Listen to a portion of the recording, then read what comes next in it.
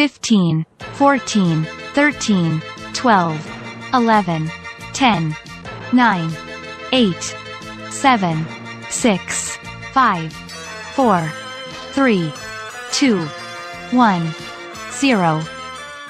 Welcome to Pilot Season, Cartoon Edition, the podcast where we go back to the very beginning and review the very first episodes of the cartoon shows that helped shape generations. Each episode, our panel dives into the pilot of a classic animated series, breaking down first impressions, unforgettable characters, iconic moments, and whether that very first episode still holds up today. In Season 1, we'll be covering legendary cartoons like He-Man and the Masters of the Universe, The Simpsons, Robotech, Robot Chicken, Thundercats, Voltron, and more. From action-packed adventures to groundbreaking comedy, we're taking it all the way back to where these animated classics began. So get ready for nostalgia, opinions, deep dives, and a whole lot of cartoon talk. And now, here are your hosts, Kinte, Renee, and Jen. Hello, and welcome to an all-new episode of Pilot Season Cartoon Edition. I am one of your hosts, Kinte, all the way live from Los Angeles, California, and I'm so happy to be joining you guys. I am joined by my wonderful co-host with the co-most.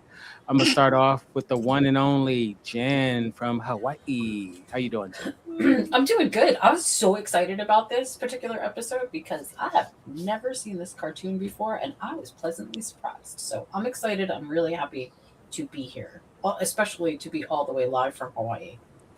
I love this. Did I say it right? Did I say it right? Hawaii. Is that how you say Hawaii? Hawaii. Hawaii. Yeah, Hawaii. I'm gonna work on my Hawaii. Hawaii.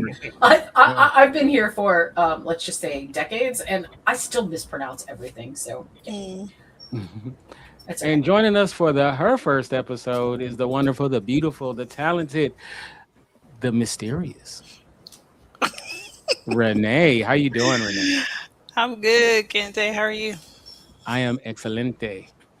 That's good. I'm with Jen. I've never even heard of the this cartoon, so this was my first time hearing it, seeing it. So all right.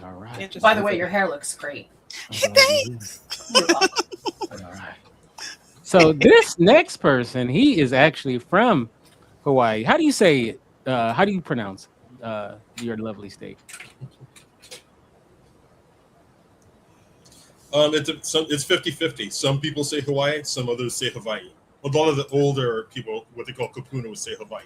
So it just. Oh man, am I older? Oh, okay. Then I have to start saying Hawaii. So what do you say? What do you say? Do you say I'm going back to? I get specific because I'll just say Oahu because that's the island I was born on. Oh, okay. Oh, okay. Right. Yeah, same. If you say Hawaii, somebody's going to think you're going to the Big Island. I'm glad that you are here and looking forward to your thoughts. And last but definitely not least is the one and only John, the man with the plan. What's going on, you guys? Nice to be back on the episode here, on another episode. And yeah, I know about this show because, Kinte, he always had like the VHS collection around, like back in, he used to have like all of these VHSs in the room. It was pretty cool. So he had a huge collection, and I noticed that, but I never watched the show, but the artwork always looked cool. So I knew about it, but never watched it, and really until now. So, and yeah, just a pleasant surprise. Actually, it was something I missed out on. And actually, it was his father, once again, that turned me on to it. So we both watched it together. Definitely something that we shared. All right, so we got all that pleasantry out the way. Tonight we're going to be talking about the TV show Robotech, which is one of the early animes that came over to America. It was an anime of a different name. Excuse me, I can't find. I thought I wrote it down. It was called something else. It was in Japanese. A company called Harmony Gold got the U.S. rights for it and changed it up. And it was very controversial because they, they kind of Americanized it to a certain degree. And I'll say this, in order for shows to get syndication, you needed to have, I believe, 200 episodes, something like that. And as I was saying in our pre-chat, that a lot of these shows didn't, that came from other countries, they didn't do like very long runs. So it was only a 36 episode run, and that was not enough episodes to get syndication. So they bought 2 other Japanese shows, and they just added the Robotech to it, where it really wasn't a connection to it. But this is from the original run, which is called the Macross Saga, which ran, like I said, 36 episodes. Follows Rick Hunter. We didn't see her in this episode, but a character named Lynn Minmei. And so before we get into it, let me, I have a little intro that it kind of sets up what the show's about. So I'll play it. It's about a minute long.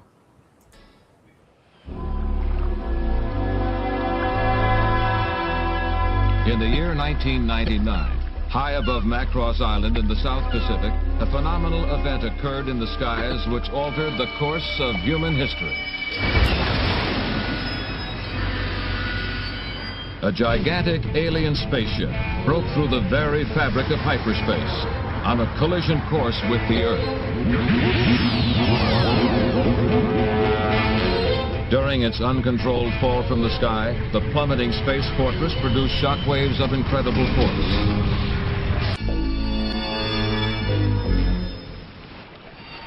The craft measured nearly 3/4 of a mile in length. There was no sign of the alien crew. The armored hull had taken the brunt of the damage, leaving much of the sophisticated technosystems intact. What remained of the giant battle fortress gave evidence of a civilization that was light years ahead of Earth's most advanced thinking. Global war ravaged the Earth at that time, but even this devastation paled by comparison to the threat of invasion from outer space. A ceasefire was ordered, and world leaders banded together to form a united Earth government. Under the new government, the world's most brilliant minds formed a research team to study and restore the alien space fortress. Deciphering parts of documents found on board, they labored to unravel the secrets of an incredibly complex technology called Robotech. Convinced that the scientists had solved this complex riddle, world leaders ordered a celebration. All right, got that out the way. So, we'll start off with you, John. What was your first impressions of this pilot episode, Boobytrap? Oh, well, being a huge anime fan, like a huge anime nerd for a long time, one thing I like the old school anime, like like Akira or Akira, stuff like that. So it actually gave me those vibes, like that, kind of like Cowboy Bebop, but not exactly Cowboy Bebop, but more of a Akira vibe. But especially the main character, he looks a lot like the main character in the Akira. With the all red jumpsuit and everything. I wonder they probably got influence from it. But anyway, I was just into it. I love the narration from the beginning. The alien crash landed ship, and then how humanity had to come together, reverse engineer the ship, and everything like that, and pretty much steal the technology to get to, because now it's like, oh man, we got weird spaceships coming out of nowhere. We need to stop fighting each other and worry about aliens about to wipe us out. So humanity needs to get together.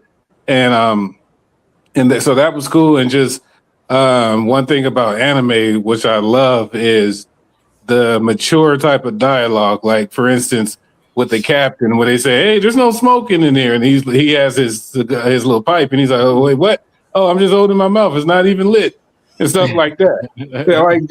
That's what I love about anime.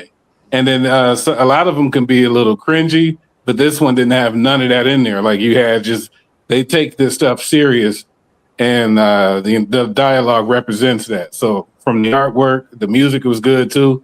It sounds like stuff that MF Doom used to sample. It had that vibe. I know you picked up on that, Kinte. Yeah. But I really enjoyed it, and I'm like, oh, okay.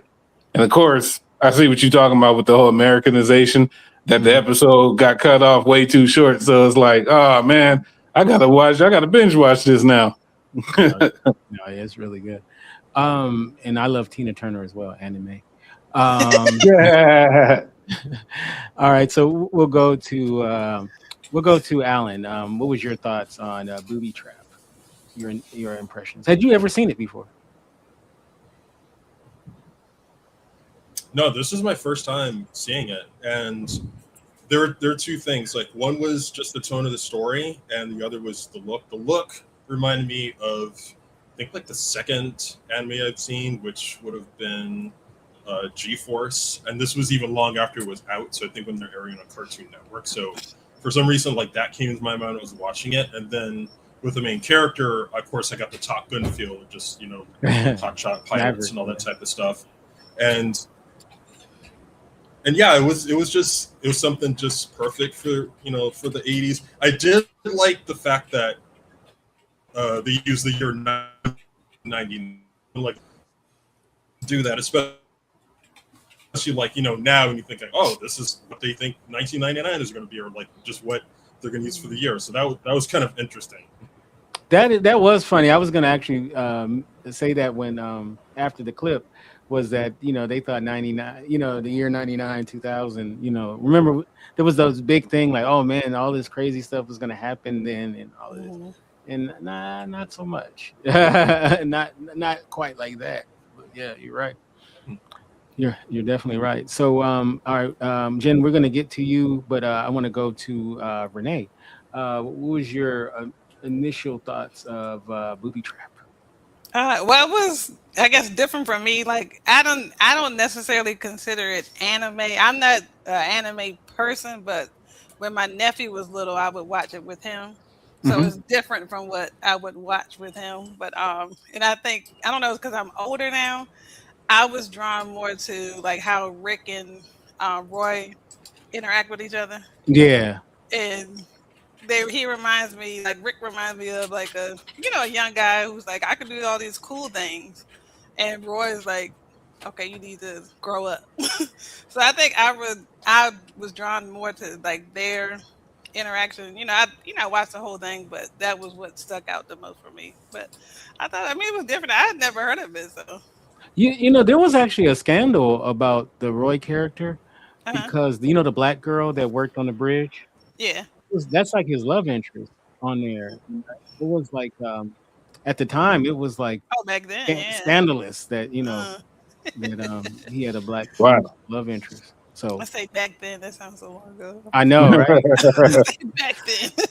Right. Back in the day. But it's funny you said that about like 99 to 2000 when the world was going to end. I didn't even think about it like that. Like, I think of like what Prince's song. Oh yeah. Party like it's 19. All right. So Jen, Boobytrap. First of all, don't you love that word, Boobytrap? I don't know. I'm not a 10-year-old boy. It's okay. It's okay. It's okay. We accept all types here. Okay. I'm gonna make some observations, and forgive me if this is like a little bit too deep. I know that it's a cartoon, but I gotta say, first of all, I hadn't seen this before. I walked in with a completely blank slate about it.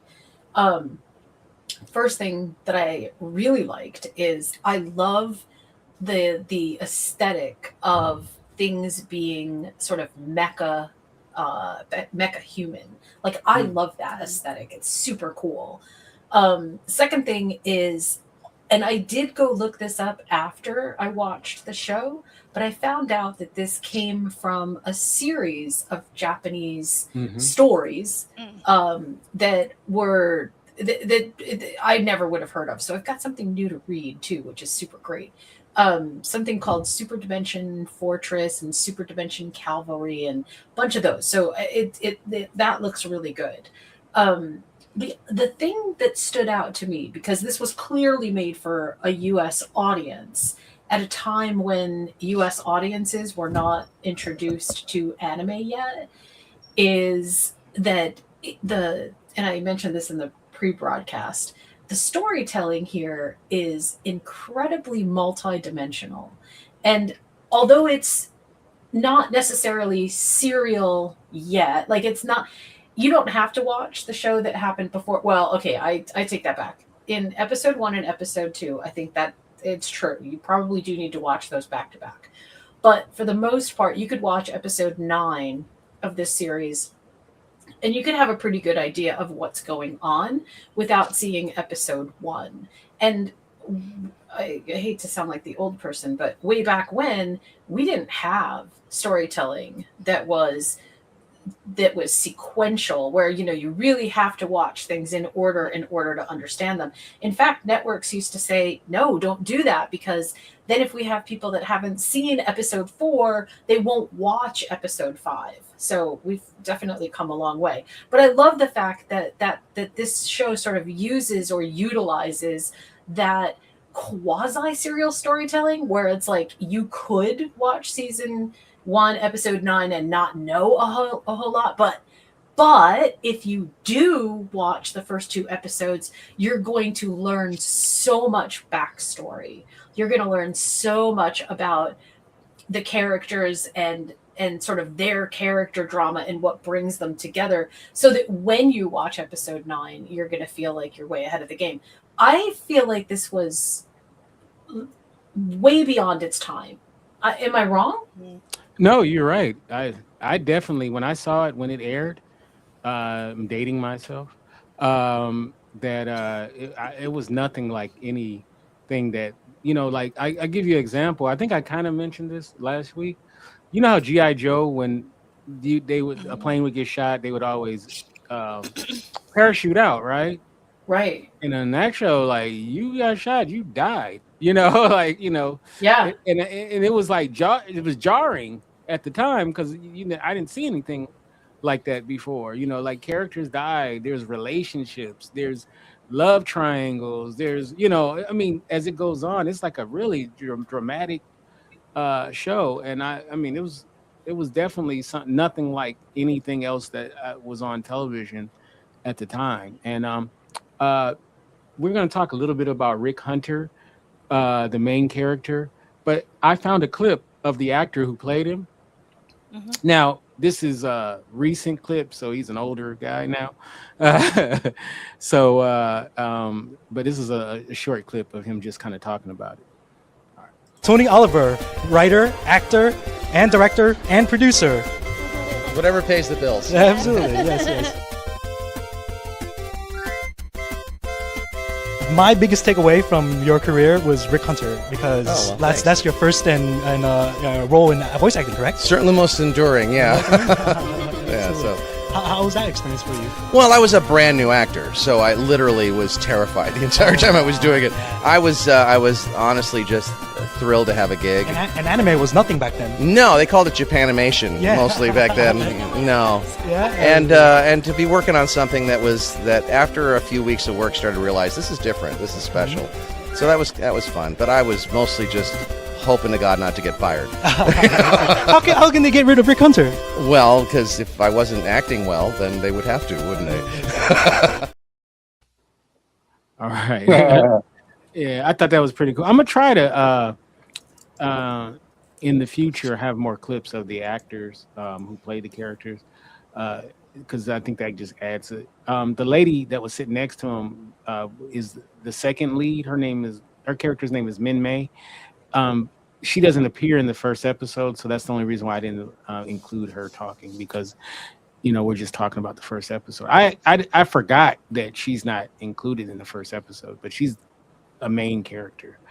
And just as a side note, you may love her and you may want to strangle her at times. So she's one of those kind of female characters that it's like Rick's unrequited love on the show. Aww. But like sometimes she'll drive you crazy. And you'll be there like Minmei, But anyway, so that was the voice of Rick Hunter. So let's go back to you, Jen. What'd you think about Rick? And it's a great catch by, was it Alan or was it you, John, who made the the Top Gun reference? Oh, How's that one? Alan. Okay, yeah, Alan. Oh, that's me. Because it came out around that time. I think it was not, or at least somewhere around there. So it did have a little bit later. Top Gun yeah, a came little out bit later. Yeah, so I'm at sure the it same was time. influenced by it. But go ahead, Jen. What was your Well, thoughts of, I was actually going to make the comparison that a lot of the characters here, and this is aesthetics, they remind me of a TV show that my kids used to watch called Gundam. And they have that they have the mecha energy, but I think he's right in the sense that the character energy is more like it's definitely very Maverick. It's very Top Gun-y kind of. Mhm. We're gonna save the entire universe from what is going to ail it. Like there's no fear. I think maybe that's the thing that reminds me of that. He is that character is a no fear character, which is rare. I mean, especially in a show like this where everybody is operating off of some kind of, what drives you. And the moral goodness of this character, at least in the first episode, it definitely holds up. It holds up. yeah, I would definitely agree. What about you, Renee? What did you think about Rick Hunter in this first episode? Well, like I said, I think he just seems like he's a young guy who's like, oh, I get to fly a plane. Not there's a war. I know, right? I need to take this serious. So that's how. I mean, that's what I kind of see him. I think that's what. To me, I was thinking at first him and Roy didn't Roy didn't like him, but I think it's just because maybe he used to be like that. But I haven't seen I had to watch more of it just to really see, their dynamic. But yeah, I think it's just Rick is just young to me, so he's just enjoying something cool. I get to play with this plane, jet or whatever you call it. But yeah, so that's how I see it. Alan, and it looks like. Oh, sorry. No, go ahead. I was gonna say it looks like that shot right there to me, like when I used to watch like Speed Racer. Right, it looks very similar. That look, yeah. So I thought, like, to me, watching it was like a mix between Speed Racer and Thundercats for some reason. Thundercats. I'm sorry. I know you want to go ahead. But I just wanted to say that, like, you can see in the origins of this cross, you can see the beginnings of Power Rangers. You can see the beginnings of Transformers. You can see all the story elements that made some of those things really good, kind of forming and finding their own voice here. And that was truly amazing because I had never stopped to think about where some of these things came from. So I feel like this is definitely a good starting point. What's funny is the company that produces it is called Harmony Gold. And Renee, you know where I used to go to get my car service? Oh yeah. Their offices are like right next to it. It's in oh, okay. Yeah, and every time I drive by there, I would always think of Robotech, like every time I was like, oh, this is Harmony Gold, is Rick Hunter in there? Also, unfortunately, I think in the same building as like Vivid or something. It's like one of those companies is right next to it. So I don't know if maybe they could be owned by the same company. I don't know what Vivid is. Google it at your own peril. Yeah. Make sure you alone. Right. And then erase your search history. Oh my God! Alan, Rick Hunter,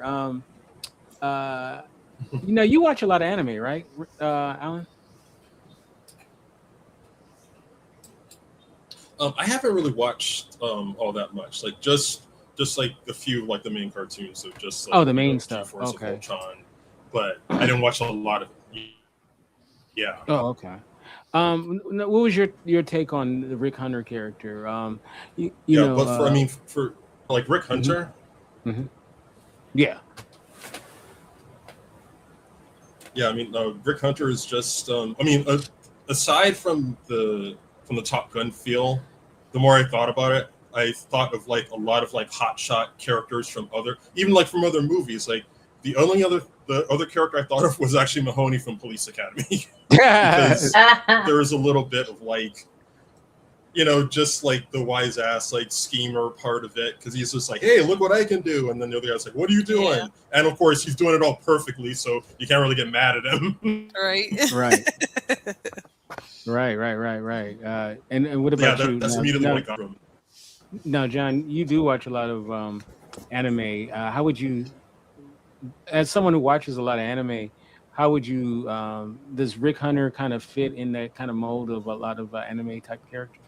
Oh yeah, most definitely. Like if I like what I mentioned before, the movie Akira, right? I think that came out before that, but that's one of the quintessential anime movies. Like I think matter of fact, when did that air? It's either Akira's like 86 or 84 or something like that. So they're around the same time. And if you watch it, you will see the aesthetics is similar. Like Rick looks a lot. So it came out 3 years after Akira did. So Akira came out after. Okay, so then that means they probably get borrowed from them. So yeah, like, and then you can with that same red coat. But yeah, so you would get a lot of especially older animes. A lot of the main character is like this cocky, like arrogant but capable character. So they can actually back up their cockiness a lot of times. So you would either get somebody like that or like the rags to riches type hero, somebody who's just like a weak pushover that develops and gets strong later. But most of the animes, like if you have that hero type figure, he's already he comes in just like how Rick comes in, capable, cocky, confident, and everything like that. So that's typical for a lot of animes. You'll get that. But and then Jen was saying earlier, he's just fearless. I take it as he's just a guy that could just kind of lives in the moment, and he can just handle the situations. Because they show, his backstory. He's been flying for like ever. So just him hopping in that jet without even being in that jet, he already just was able to fly. But obviously, he didn't know about he didn't do the training to make the adjustment. So the lady had to tell him, the commander or whatever, I forgot her name. But she had to tell him, hey, switch to B. Like, you didn't know this? And then he's just able to do it on the fly and just work with it. So yeah, it's a great character, but definitely typical when you watch a lot of anime, especially like older from like 90s up, 80s. Yeah, it's similar. And one thing, it's still a great character though. You got to give the show credit is it was a very diverse cast. Yeah, most definitely. You had the sister there, Captain Gloval. I think he's a Hispanic maybe? Right. Captain, and then so yeah, it was pretty diverse. I don't know if our animes generally diverse like that. Most of the times, no, not really. Especially for that time. Actually, that was one of the first things I was thinking of. I'm like, damn, nowadays you make something like this, some assholes are gonna call it woke. That whole thing, right?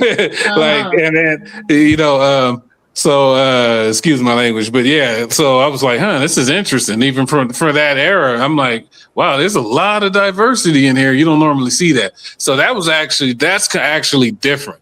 And that's probably because it's geared more towards American. Right. Maybe they did it that way, but that's pretty unique in terms of anime. There are a lot of stuff that does have a wide variety of cast, but a lot of times you don't get too many differences of skin tone. And actually not like this where you got like a whole race that, like a melting pot type thing that reminisces how a military would be. Right. Especially American military, right? So even the aliens were kind of dark skinned. Yeah, in a way, it's really interesting because I'm thinking now, like Dragon Ball Z, but they got all kind of aliens and stuff. But yeah, actually, that is pretty unique for that era that I can think of. Just off the top of my head, I'm probably wrong. A lot of serious fanboys, more hardcore than me, are gonna list like 100 different animes. But I'm going off the top of my head. No, yeah, hey, look, you ain't done nothing unless people are criticizing you. So Yeah, right. That's just how it be. You know what I'm saying? Yeah, I'm an anime fan, but I've ran into people that are serious hardcore. Like there's a friend of mine. He was in the Navy in Japan. He's a brother from New York too, with the "Yo, what mental type accent, but a serious anime nerd. It's funny. The whole dichotomy of that is like you talking to Raekwon that's in the anime, like, but for real, like, but some of my favorite animes is because of a list he gave me. So I thought I was an anime head, but I was like American anime head, all the stuff we saw on Cartoon Network. But a lot of that stuff that wasn't even aired out here, you got them hardcore fans that are, they know all of the stuff that didn't come to America, So yeah. All right, I'm going to ask about a scene where Rick Hunter's ship is failing and it's about to crash into the headquarters, and he's pretty calm as his ship is about to dive. And I love how she's like, to the left, just slide the B down, and then it's pretty easy, and he slides the B down the lever, and then the ship turns into the robot version of it, which is kind of like a transformer before Transformers. And I thought that's so pretty cool. Anybody, what did you guys think about that scene when the ship turns into the robot? I thought I think that's actually why I thought, I can see this is the precursor to the Transformers. Mm-hmm. And what did they call it? It's a Battleoid. Is that what it's called? It's called a Battleoid, right? I think. Yeah. And also, again, this like super cool idea that gets expanded on every time.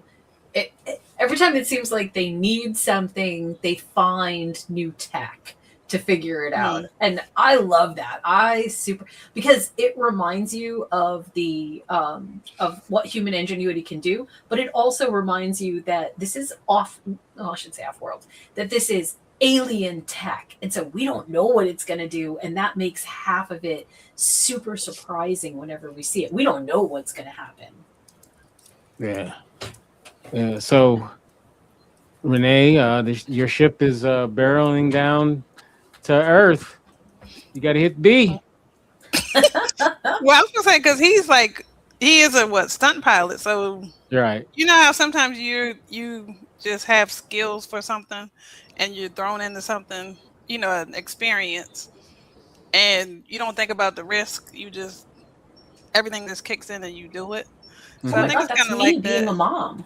Oh, I was gonna say that sounds like Renee. Renee got you just skills. Figure it out as you go. Yeah. Renee got skills. I always say if I was on a plane and something happened to the pilot and they needed someone to, how you see in the movies where the mission control. Anybody a doctor?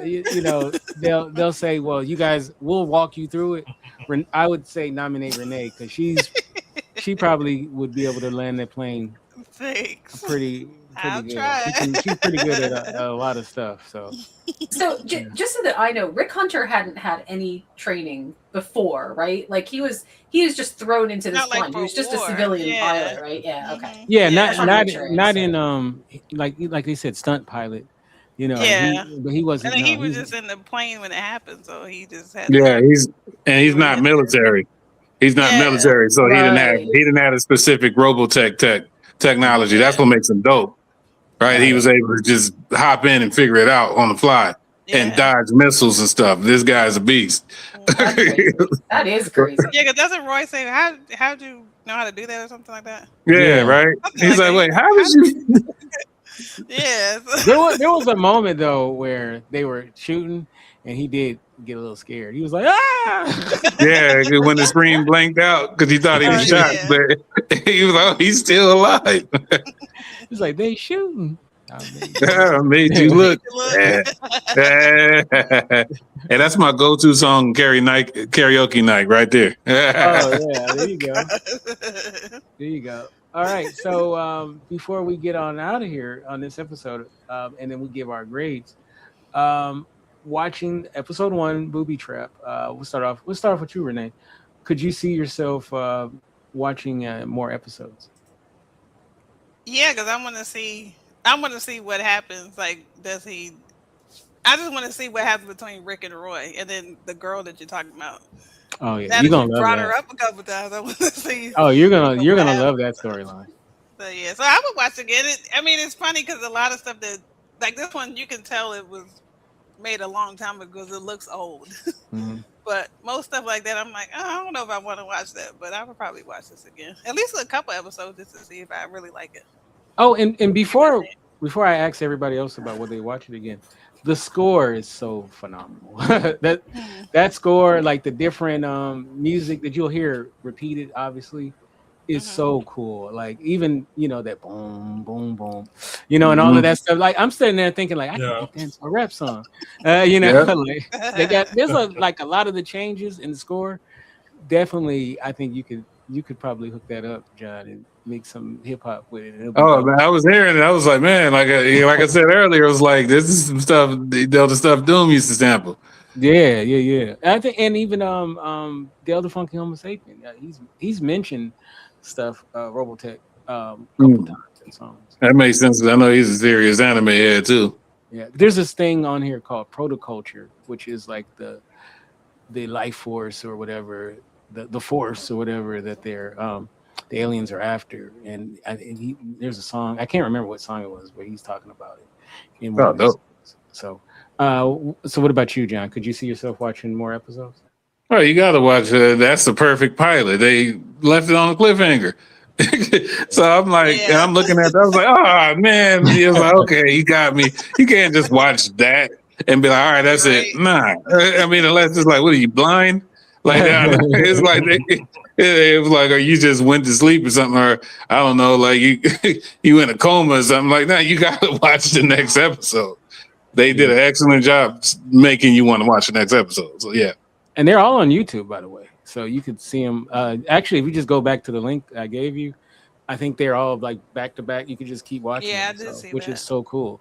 Well, now I'm definitely going to do that. You told me 35 episodes of my favorite animes are the ones that are either 1 or 2 seasons.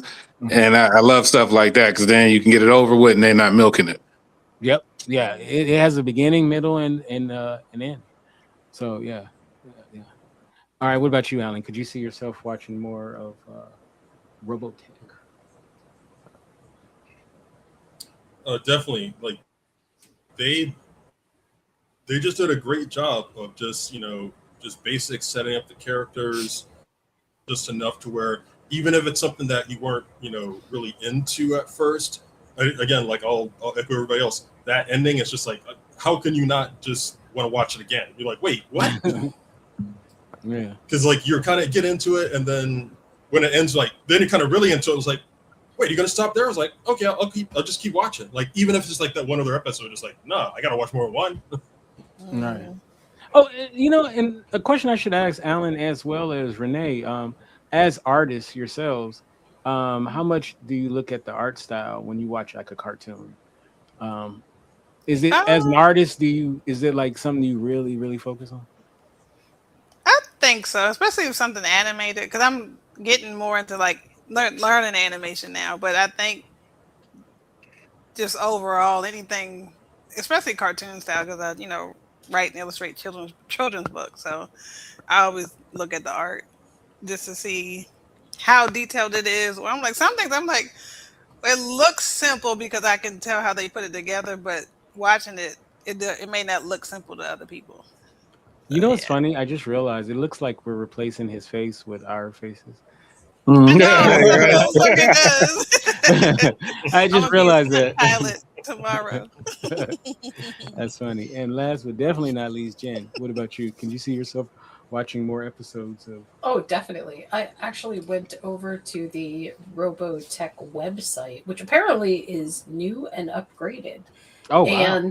And they not only have all the all the episodes, but they also have information on the remastered versions. Oh, So yeah, and I apparently up until I think it's actually ongoing, but they stopped updating. But it's made its circuits around all of the conventions for quite some time, so it's still going strong, it seems. and I might.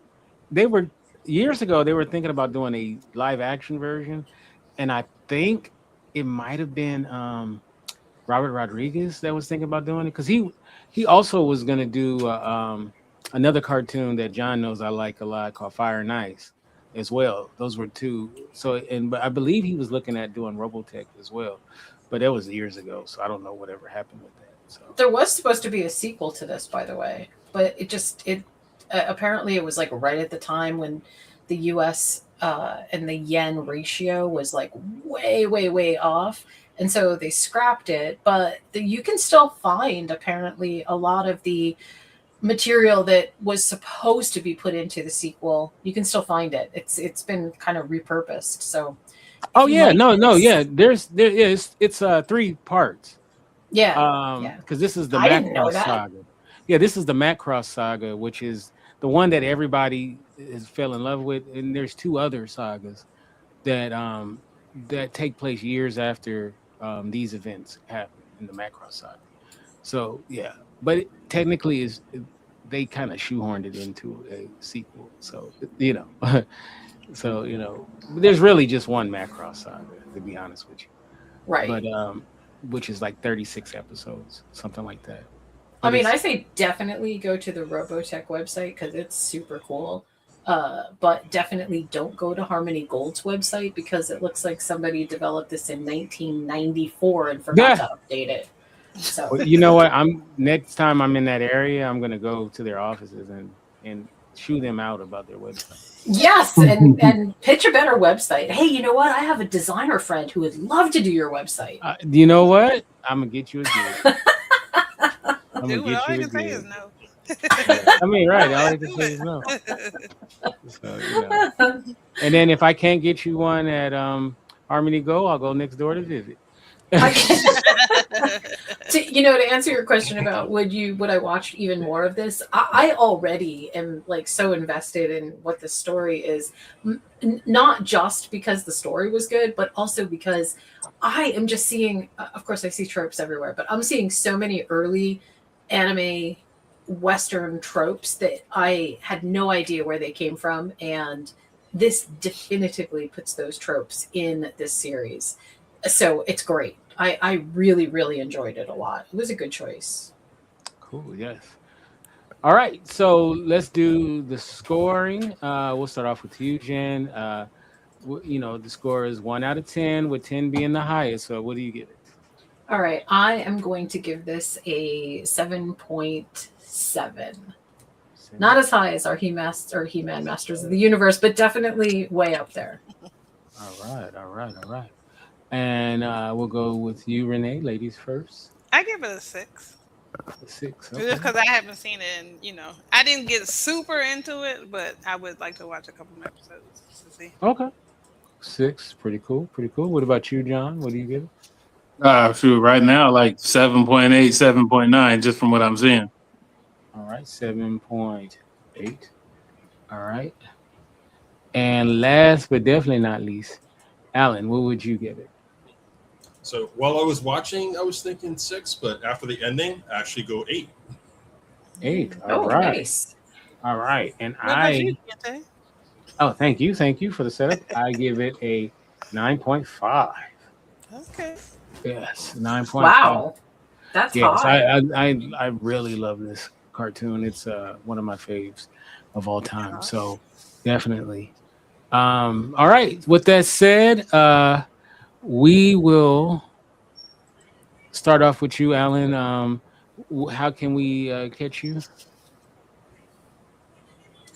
So you can. What do you got coming up? Events. Well, I have the free comic book day at Santa Monica Comics Company this Saturday, May 2nd. It's from 11 a.m. to 4 p.m. I will be doing free sketches. I'll do like a illustration game that you call Mongoose Mondays. That'll be free. I also have my Damn Tourist books, including this book, the newest issue of Damn Tourist, issue 7. That'll be available.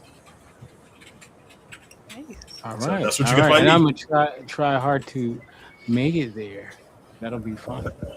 I couldn't make the one on Sunday, but definitely I'm gonna try to make it this Sunday. All right. So John, how can we get you, and what do you have coming up? Oh yeah, you guys. Same thing like I said last week. I work on stuff, but a lot of other stuff for other people. But my stuff, just go on Tubi and Amazon Prime and check out the documentary series "Take It to the West Side." So yeah, check that out. And I would say that's the biggest thing I've ever done.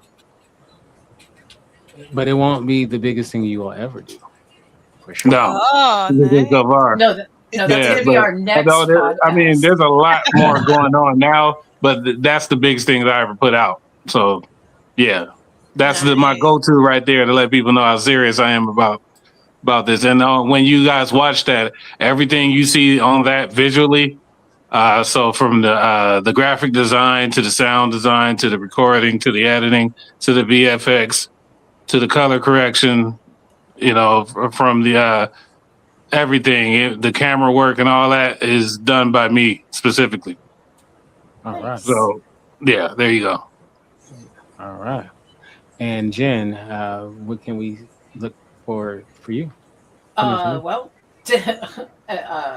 I'm not anywhere on social media. I'm still trying to relaunch the website, moviesmakethemeal.com, but you can catch me every Sunday or corresponding Monday with our episode and recap of the hit TV series From. Yes. Where we have crazy things happening. And the only thing that is crazier than what's happening on From are the fan theories of what is happening on From. So it's a fun time. Please join us. We are having a great time with that TV show. All right. And you can get me at Kinte Ferguson at Instagram. And also, we'll be starting up pilot season, the regular pilot season, where we take a look at comedies and dramas. And I believe one of our first episodes will be The Wire, I believe. Woohoo! And that's gonna be fun. And then also, I think it's Living Single is going to be those two. So definitely you guys want to check that out. It'll be coming up soon. So, hey, those are 2 theme songs I sing when I watch the show. So, very different theme songs, by the way. But yeah. So our next episode will be Afro Samurai. It'll be also released today as well. So we have an outro and that'll explain it. And we'll see you guys in a few. Peace. Peace. Thanks for listening to Pilot Season, Cartoon Edition. We appreciate you joining us as we go back to the beginning and break down the first episodes that helped define animation history. Be sure to come back for episode 3, airing April 29, 2026, when we take a look at Afro Samurai in its opening episode, number 2. The series debuted in 2007, and in this first chapter, young Afro witnesses the murder of his father at the hands of Justice, the man wearing the number 1 headband years later. Afro carries the number 2 headband and begins his violent journey for revenge, cutting through enemies and setting the stage for a brutal, stylish battle to come. It's an intense beginning filled with pain, purpose, and the kind of action that made Afro Samurai stand out from the start. So don't miss it. Until next time, keep watching those first episodes, keep celebrating cartoon history, and keep it locked right here on Pilot Season, Cartoon Edition. Presented by Indy Radio.